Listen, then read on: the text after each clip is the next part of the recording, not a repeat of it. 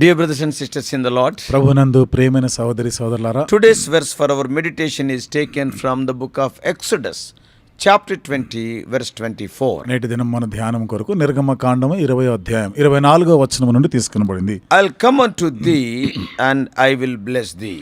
నీ యొద్దకు వచ్చి నిన్ను ఆశీర్వదించెదను. Exodus chapter 20 is one of the most important chapters in the whole Bible. నిర్గమకాండం 20వ అధ్యాయం బైబిల్ అంతట్లో కూడా ప్రాముఖ్యమైన అధ్యాయాల్లో ఇది ఒక అధ్యాయం. In this chapter, God spoke of the 10 commandments to Israel as a whole.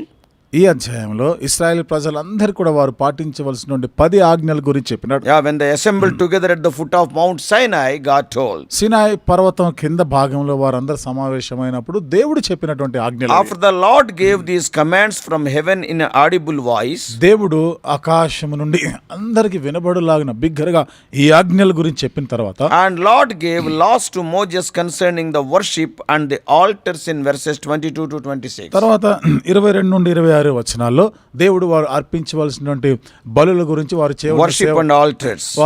చేయవలసినటువంటి సేవ ఆరాధన గురించి, బలిపీఠముల గురించి అని చెప్తారు. And some principles of worship are mentioned here. ఇక్కడ ఆరాధనకి సంబంధించిన కొన్ని నియమాల గురించి ప్రస్తావించబడింది. God told Moses to warn Israelites not to make other gods, that is the gods of gold and silver. దేవుడు మోషేతో చెప్తున్నాడు, ఇశ్రాయేల్ ప్రజలకు నువ్వు వెళ్ళి హెచ్చరిక చేయం, వారు బంగారంతో గాని వెండితో గాని ఏ రూపంలో కూడా ఒక ప్రతిమని గాని విగ్రహాన్ని చేసుకోకూడదు. They should never worship such idols. అలాంటి విగ్రహాలని వారు ఒక దేవుళ్ళుగా చేసుకొని పూజించకూడదు. But what should the Israelites do if they want to worship God? మరైతే ఇశ్రాయేలీలు దేవుని పూజించాలి, ఆరాధించాలి అనుకుంటే ఏం చేయాలి మరి? God explained that they are to worship him by sacrificing burnt and peace offerings. దేవుడు వారికి అన్ని కూడా వివరించే, వారు దహన బలులు అర్పించుట ద్వారా దేవుని ఆరాధించాలి అని చెప్పాడు. And peace offerings, సమాధాన బలి అర్పణ, and offering sheep and oxen to him. మరి గొర్రెలని ఎడ్లని దేవునికి బలిగా అర్పించడం ద్వారా దేవుని ఆరాధించాలి. One important thing to notice is that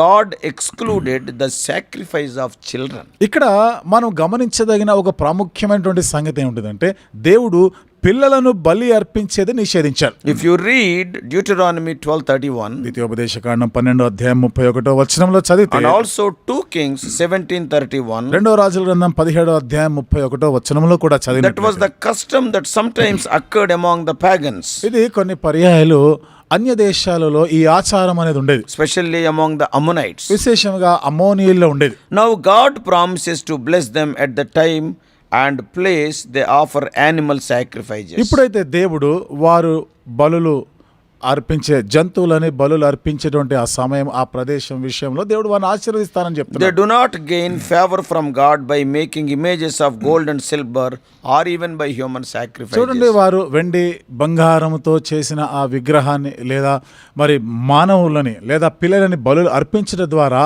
దేవుని యొక్క దయను వారు పొందలేరు.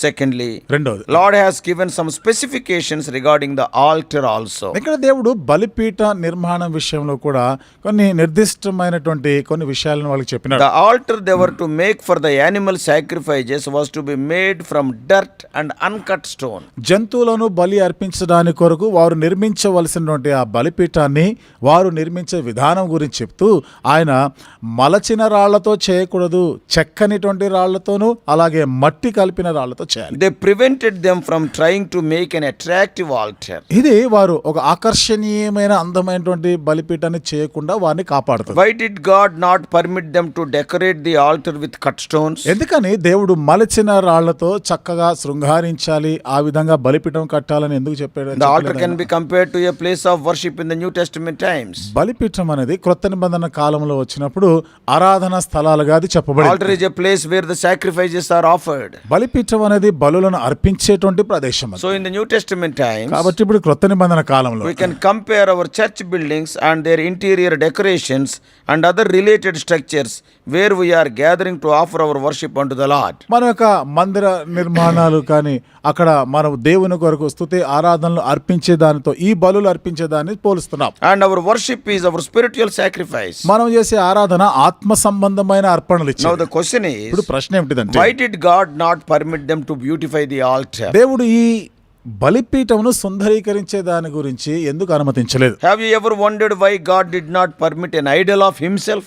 దేవుడు ఎందుకు తనను గురించిన విగ్రహము కూడా చేసుకోకూడదని ఎందుకు చెప్పాడు? మీకు అది చెప్పలేదు కదా అట్లాంటి చేయమని. What would be wrong with worshipping an image of himself? దేవుడి యొక్క రూపంతో విగ్రహాన్ని చేసి ఆయన పూజించడంలో తప్పేమిటి? And such as the picture of Jesus. చూడండి, అంటే వాటిలో యేసు ప్రభు ఒక పటము, ఒక బొమ్మ పెట్టుకొని. Today I see in some of the houses these pictures are images. ఈ రోజు కొందరి ఇళ్లలో ఇలాంటి పటాలని, ఇలాంటి దృశ్యాలను చూస్తా ఉన్నాం. One has to think about these basic fundamental questions. అవి ప్రాథమికమైన పునాది కలిగినటువంటి సత్యాలు, ఈ ప్రశ్నలు మనం తెలుసుకోవాలి. I believe the answer is నేను అనుకుంటాను దీనికి జవాబు ఏమిటిదంటే, that they would have worshipped and honored the altar because of its beauty of gold, or they would have worshipped the golden idol itself.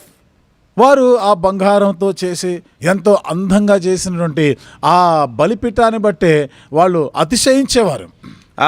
Probably they would have been doing like that. బహుశా ఆ విధంగా వాళ్ళు చేసి ఉండేవారు. Or they would have been worshipped the gold of that image. లేకపోతే ఆ యొక్క విగ్రహం, ఆ ప్రతిమ ఏది బంగారంతో అయితే చేస్తారో దానినే పూజించుండేవారు. There is a danger of forgetting the true God and worshipping the man-made altars and idols. ఇక్కడ నిజమైనటువంటి దేవుణ్ణి విడిచి మరిచిపోయి మనుష్యుని చేతులతో నిర్మించినటువంటి ఆ ప్రతిమల విగ్రహాలని పూజించే ప్రమాదం ఉంది. The Israelites did exactly the same with the bronze serpent made by Moses years later. ఇశ్రాయేలీయులు సరిగ్గా ఇలాంటిదే కొన్ని సంవత్సరాల తర్వాత మోషే చేత చేయబడినటువంటి ఆ ఇత్తడి సర్పాన్ని పూజిస్తూ ఉండినారు. Till King Hezekiah broke it. హిజ్కియా రాజు వచ్చి దాన్ని ముక్కలుగా చేసేంత We వరకు. read it in 2 Kings 18:4. రెండవ రాజుల గ్రంథం 18వ అధ్యాయం 4వ వచనంలో చదవచ్చు. So from all these we can understand that the Lord is telling that whatever I am worshipped, whether it is in open wilderness or at the tabernacle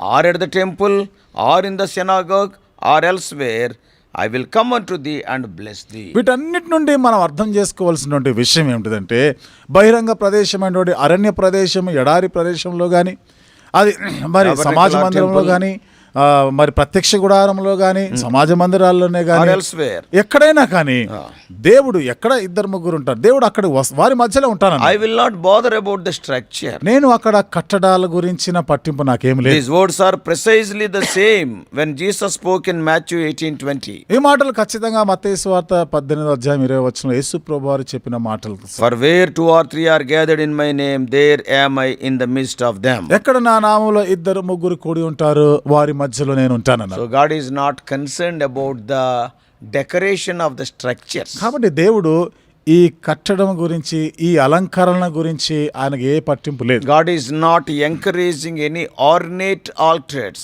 దేవుడు అందంగా అలంకరించబడినటువంటి బలిపీఠాల గురించి ఆయన ఎక్కడ ప్రోత్సహించడం లేదు. Such things will surely distract the minds of the people from God. ఇలాంటివి నిశ్చయంగా ప్రజల మనసు దేవుని పై నుండి మరల్చేవిగా ఉంటాయి. Often people will feel proud of such altars or places of worship than the true God. అనేక పర్యాయాలు ప్రజలు నిజమైనటువంటి దేవుడు కాక వారు అందంగా అలంకరించుకున్న ఆ బలిపీఠాలు, ఆరాధన స్థలాలను బట్టి అతిశయించేవారు. Even today many feel proud of their church buildings.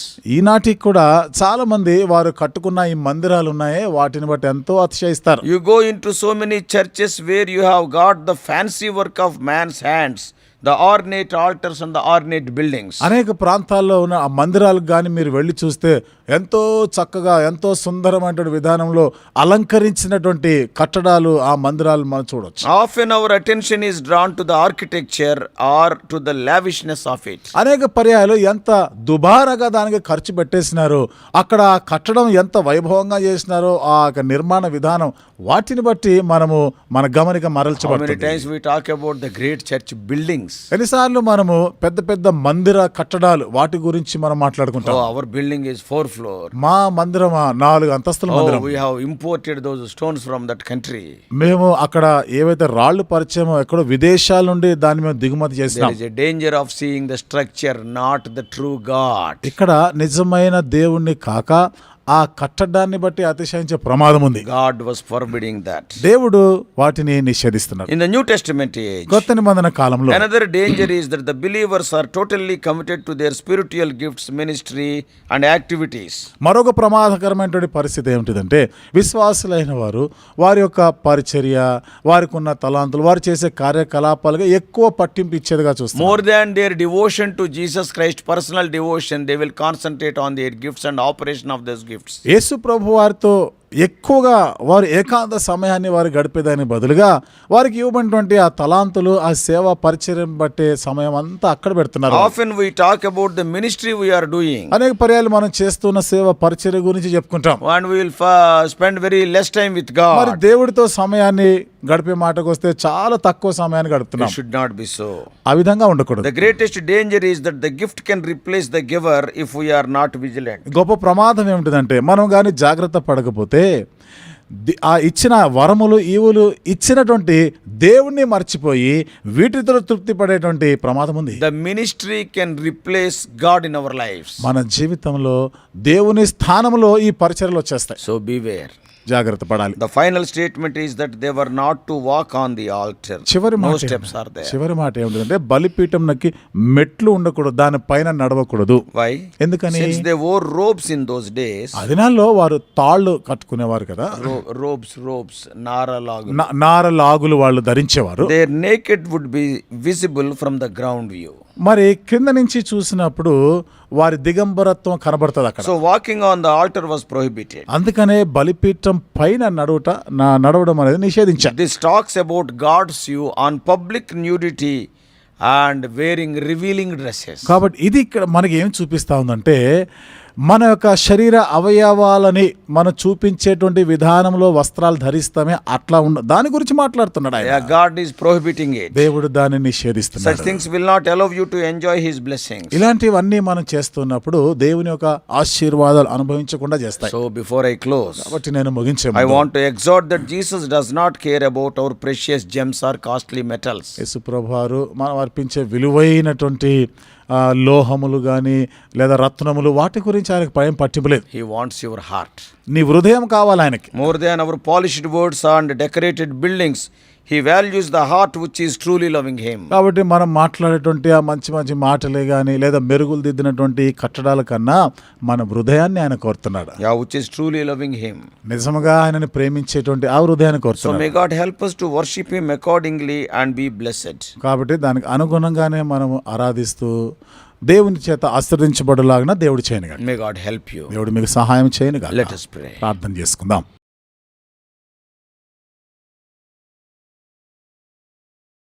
Loving heavenly Father, ప్రేమగల మా పరలోకపు what తండ్రి, a simple God art thou. దేవాని ఎంత సామాన్యమైన దేవుడు. As the people, O Lord, they are feeling proud of their constructions, their structures, and their ornate altars and buildings. But, O Lord, thou wanted a simple altar with, O Lord, dirt and uncut stone. ప్రజలైతే ప్రభా వారు ఎంతో అందంగా అలంకరించుకున్నటువంటి మందిర భవనాలను బట్టి ఆ నిర్మాణ విధానాలు వీటన్నిటి బట్టి ప్రభా వారు మాట్లాడుకుంటూ అతిశయిస్తుండగా మీరైతే ప్రభా ఒక సామాన్యమైనటువంటి మట్టితోనూ మలచనటువంటి రాయితో చేయబడినటువంటి ఆ బలిపీఠాలు ఉండాలని కోరినారు. Thou art greater than the temple. దేవా నీవు దేవాలయం కన్నా గొప్పవాడివి. The temple structure is not important. The one who is in the temple is important for us. ఈ మందిరము కట్టడము అది ప్రాముఖ్యమైనది కాదు, కానీ ఆ మందిరంలో ఆలయంలో ఉన్నవాడు గొప్పవాడు. Even in the New Testament age, కొత్త నిబంధన యుగంలో కూడా more than the spiritual gifts and operation of those gifts, but the giver is more important. ఆత్మ సంబంధమైనటువంటి ఈవులు వరముల కన్నా ప్రభా వాటిని ఇచ్చినటువంటి ఆ దేవుడు గొప్పవాడు, ఆయనని పూజించాలి. Even in the New Testament, O Lord, thou hast spoken unto us, O Lord, about our dresses also. ఇక ప్రభా కొత్త నిబంధన కాలంలో మేము ధరించే వస్త్రధారణ విషయంలో కూడా మీరు మాట్లాడినారు. Speak to us more and more. దేవా మాతో ఇంకా అధికంగా మాట్లాడండి. In Jesus' precious name. యేసు ప్రభువు అమూల్యమైన నామములో